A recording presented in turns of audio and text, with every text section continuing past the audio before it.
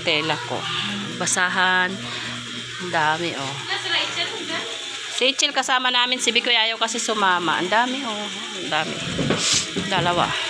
Ang haba niya, ang laki. Ilang tao ko kaya gagawin tumigan?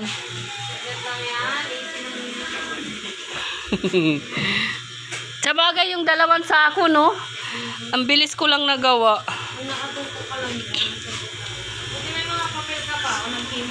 Yung nandun pa ako sa sa Dasma, pag mga brown, yung mga brown na papel, iniipon ko. Tapos ininuhulma ko na, yun yung nagamit ko ngayon.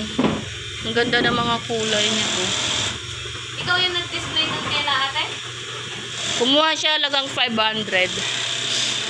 Ewan ko. Pag tag-ulan na. Ang ganda ng mga kulay niya, oh. Diba? Go! Ganito lang ang dinadala ko sa bahay. Hahakot-hakotin ko lang yan. Pagbaba, tahiin. Dapat isang na haba para sumiksi ka agad. Iyo, bali. Anong klaseng damit yan? Sukat mo nga. Oh, yun. Ganun mo lang yung design. What? Rated SPD ka. Sa, hey, tuod. Wow! Uy, bagay sa akin yan eh. Siguro mukhang yayamanin ah. Ganda no? May color oh. Ayun. Ganda. Tapos yung kulay na iba oh. Ganda ng kulay nito.